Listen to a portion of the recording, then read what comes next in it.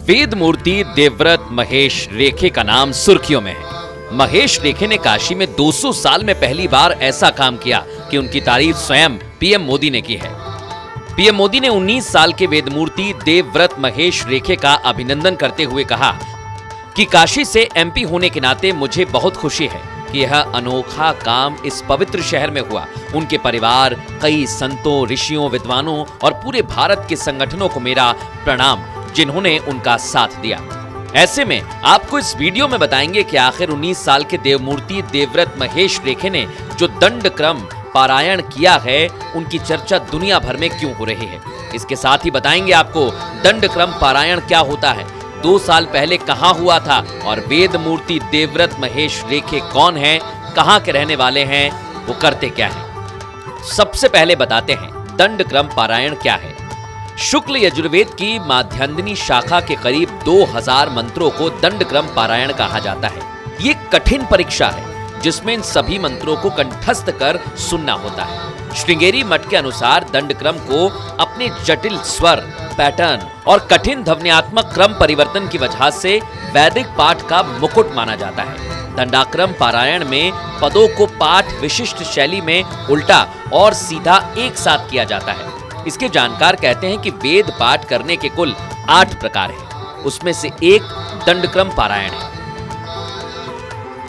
जिसे सबसे कठिन माना जाता है। इसमें सीढ़ी दर सीढ़ी आगे बढ़ा जाता है। उदाहरण के तौर पर एक से दूसरा पद पूरा कर लेने के बाद आगे बढ़ने के लिए फिर से पहला और दूसरे पद का पाठ किया जाता है और इसी क्रम में 1, 2, 3 पद गाने के बाद आगे बढ़ने के लिए तीसरा, दूसरा और पहला पद गाया जाता है। ऐसे ही पारायण किया जाता है। पूरे पारायण को करने में 1 करोड़ से अधिक शब्दों का पाठ होता है। आपको बताते हैं देवमूर्ति देवव्रत महेश रेखे कौन है। वेदमूर्ति देवव्रत महाराष्ट्र के अहिल्या नगर के रहने वाले हैं। उनके पिता वेद ब्रह्मर्षि महेश चंद्रकांत रेखे हैं। वेदमूर्ति महेश रेखे सांग वेद विद्यालय वाराणसी के बटुक हैं। दंडक्रम पारायण को बेहद ही कठिन परीक्षा माना जाता है। इसके लिए वेदमूर्ति देवव्रत महेश रेखे नियमित अभ्यास करते थे, जिसके तहत वे नियमित 4 घंटे पारायण करते थे। उनके परिचितों के मुताबिक वेदमूर्ति देवव्रत महेश रेखे प्रतिदिन सुबह 8 से दोपहर 12 बजे तक दंडक्रम का पारायण करते। वेदमूर्ति देवव्रत ने 2 अक्टूबर से 30 नवंबर तक वाराणसी के वल्लभाराम शालिग्राम सांगवेद विद्यालय में दंडक्रम पारायण किया। ये काम 200 साल में पहली बार काशी में हुआ।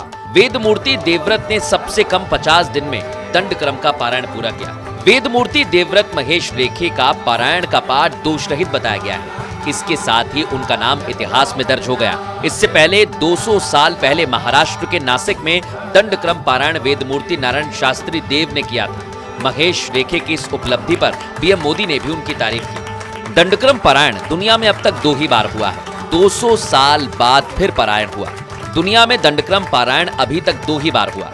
200 साल पहले नासिक में वेदमूर्ति नारायण शास्त्री देव ने दंडक्रम का पारायण किया था। इसके बाद बीते दिनों काशी में वेदमूर्ति देवव्रत महेश रेखे ने दंडक्रम पारायण किया। वेदमूर्ति देवव्रत ने 2 अक्टूबर से 30 नवंबर तक वल्लभाराम शालिग्राम सांगवेद विद्यालय रामघाट काशी में दंडक्रम पारायण किया। बीते शनिवार को ही दंडक्रम पारायण की पूर्ण आहुति हुई।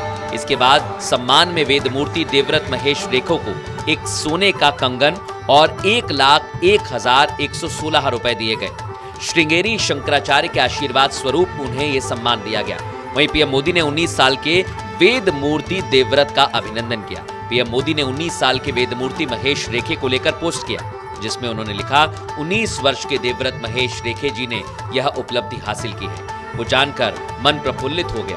उनकी ये सफलता हमारी आने वाली पीढ़ियों के लिए प्रेरणा बनने वाली है।